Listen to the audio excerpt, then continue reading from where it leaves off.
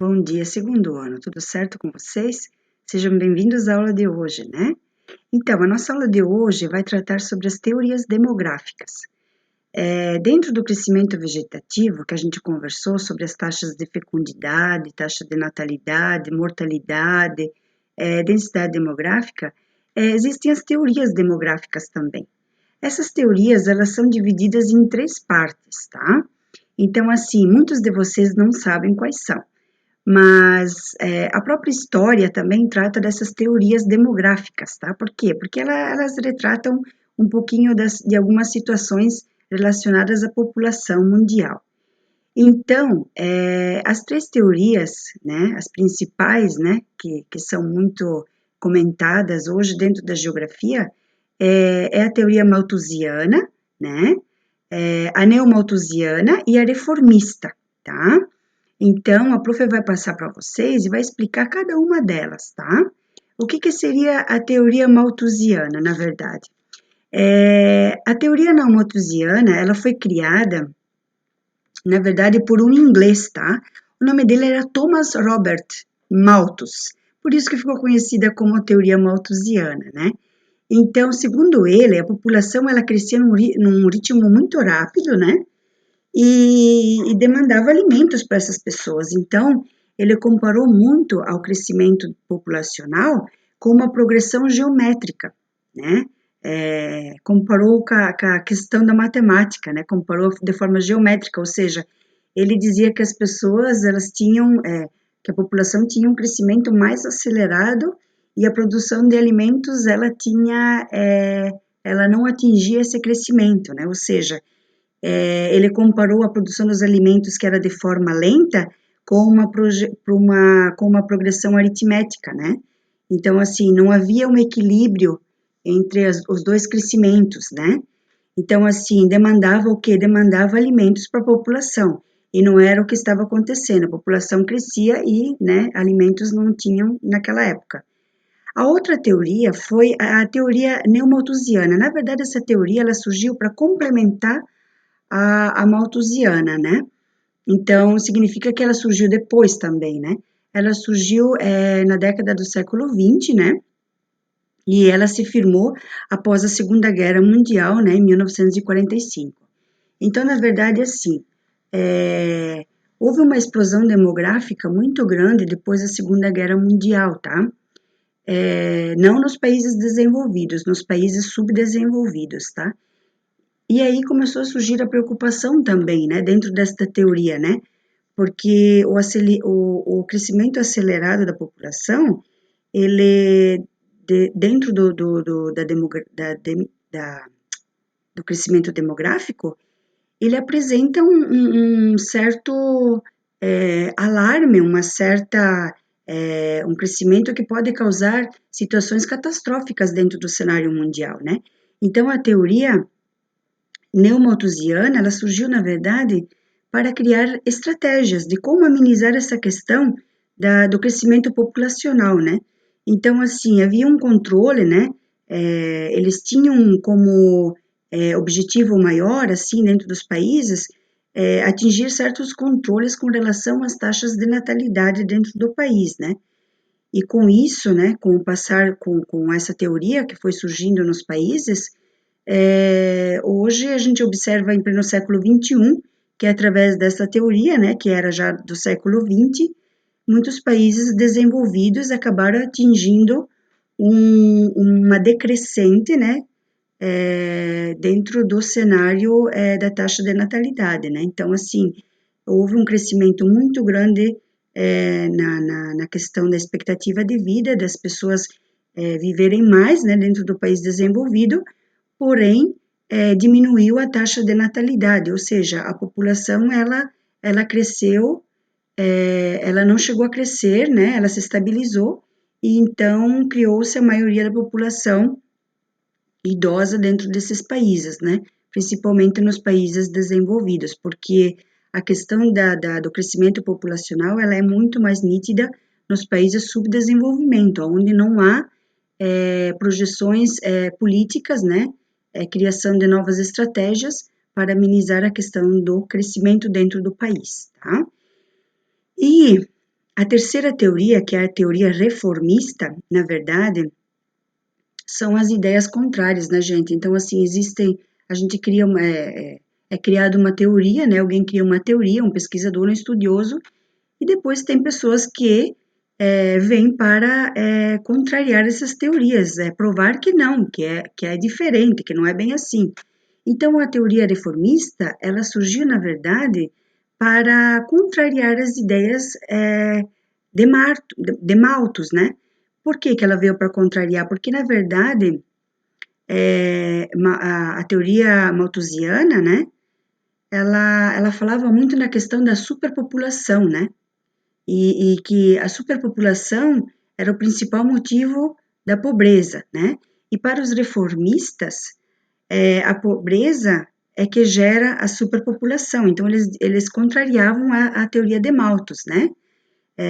Não significa que dentro de um país superpopuloso, né?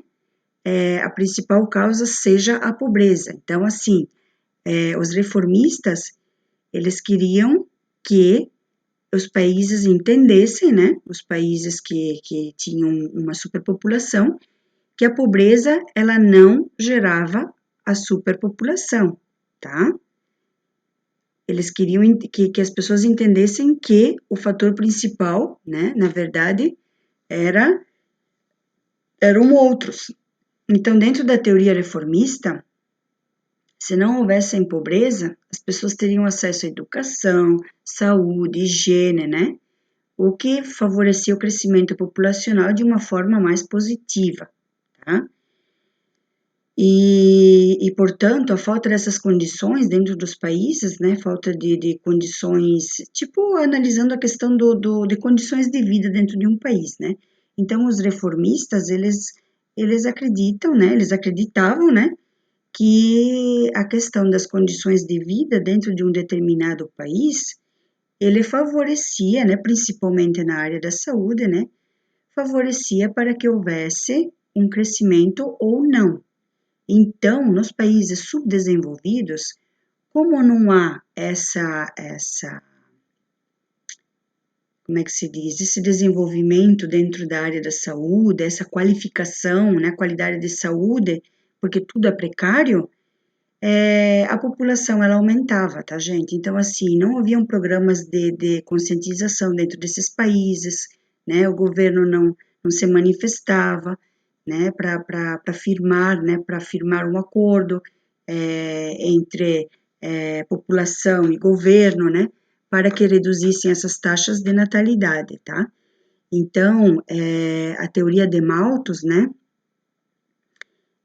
dizer que um país ele é superpopuloso significa dizer que a principal causa disso é a pobreza, né? Se o país é populoso, é porque o problema dentro daquele país é a pobreza. E os reformistas, eles diziam que era a pobreza que gerava a superpopulação. Então, assim, eles tinham controvérsias ali, né, entre eles. Então, os reformistas, eles atribuem a origem do crescimento populacional a má divisão de renda na sociedade, né? O que ocasionava, sobretudo, a exploração, né? E que os países desenvolvidos, eles acabavam explorando os países subdesenvolvidos, né? Aí havia uma má distribuição de renda, né? Que obviamente gerou, né? E gera até hoje, né? A questão da pobreza, e aí aumenta a superpopulação também nesses países, né? Os reformistas, na verdade, eles defendem que os governos deveriam implantar uma política de reformas sociais, né? Porque aí assim, de repente, haveria a diminuição da superpopulação. Essa é a teoria reformista, né? Eles acreditam que os culpados são os governantes, que eles deveriam implantar novas regras, né?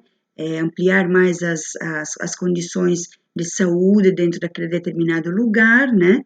E não deixar que países desenvolvidos entrem e explorem tanto esses países, né? Então, assim, dentro das teorias demográficas, existe a questão também que não é teoria, né? Mas enfim, existe a transição demográfica. O que seria a transição demográfica? Ela se preocupa, na verdade, a transição demográfica, ela tem uma preocupação maior com o crescimento natural, né? De um determinado lugar. Então, ela vai se preocupar com o quê? Quantas pessoas nascem naquele determinado lugar e quantas pessoas moram, né? Então, a transição demográfica, ela leva em consideração esses fatores, que na verdade são os mais importantes para a transição demográfica, né?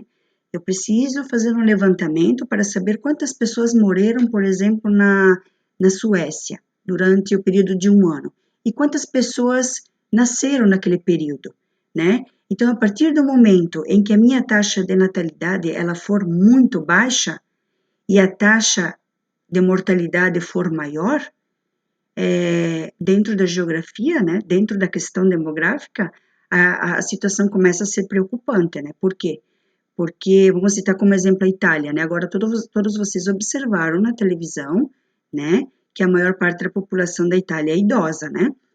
Então, há uma preocupação para a transição demográfica, há uma preocupação nesses níveis, tá?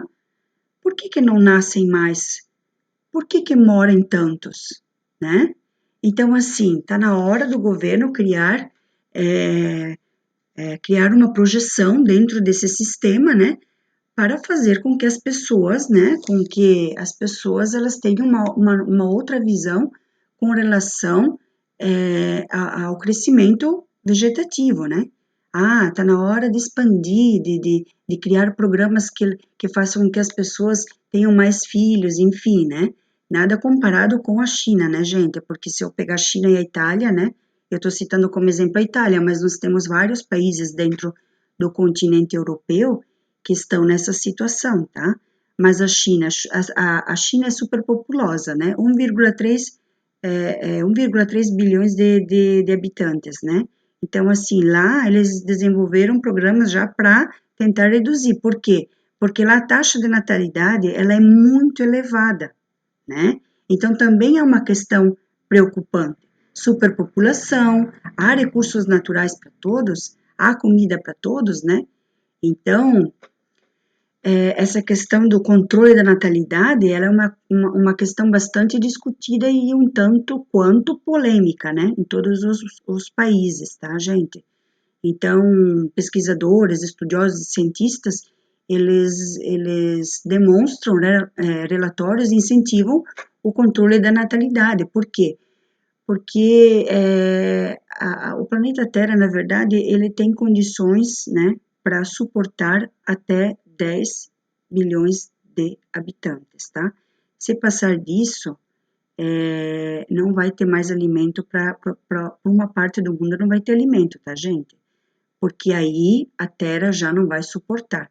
Aí entra toda a questão ambiental, entra a questão da exploração dos recursos naturais, entra a questão do espaço territorial, existe espaço para plantio, né? Eu tenho um espaço X que vai atender uma população X, ou seja, se passar de 10 bilhões de habitantes, eu já não vou ter alimento para todas essas pessoas, né? Então, o controle, ele é direcionado aos países principalmente subdesenvolvidos, tá, gente? Porque os países desenvolvidos, nessa questão de natalidade, é o contrário, tá? Existem programas, alguns países realizam programas para que as pessoas tenham filhos, né? E, em contrapartida, os países subdesenvolvidos, a maior deles, infelizmente, há um desequilíbrio total com relação à questão da natalidade, tá? Então, essas medidas de implantação de controle da natalidade pode ser um alicerce, na verdade, para a solução de vários problemas, né, dentro de uma sociedade, né? Não nos países do norte, lembrando, tá? Nos países do sul. Então, gente querida, a prof queria que vocês entendessem o seguinte: todas as questões relacionadas à população, tá? A gente tem que entender que existem os dois lados. Existe a população desenvolvida e existe a população subdesenvolvida. Então, essas teorias, tá? Essas teorias demográficas, elas se enquadram dentro dos países subdesenvolvidos. Por quê? Porque quando eu falo em transição demográfica, eu estou falando de uma questão relacionada a um problema grave também encontrado nos países desenvolvidos. Quando eu falo em teoria demográfica, eu estou me referindo aos subdesenvolvidos, mas a transição demográfica, ela se refere ao desenvolvimento também. Por quê? Porque há um problema grave dentro do desenvolvimento com relação às taxas de natalidade, tá? Então, assim, aumentou a expectativa de vida, né, devido às melhores condições na área da saúde, porém, a redução da taxa de natalidade, ela está praticamente zerada, tá? Porque as pessoas não querem mais ter filhos. Então, existem políticas, né, políticas dentro de alguns países, eu não estou falando de todos, tá? Dentro do continente europeu, no próprio continente asiático, existem algumas políticas direcionadas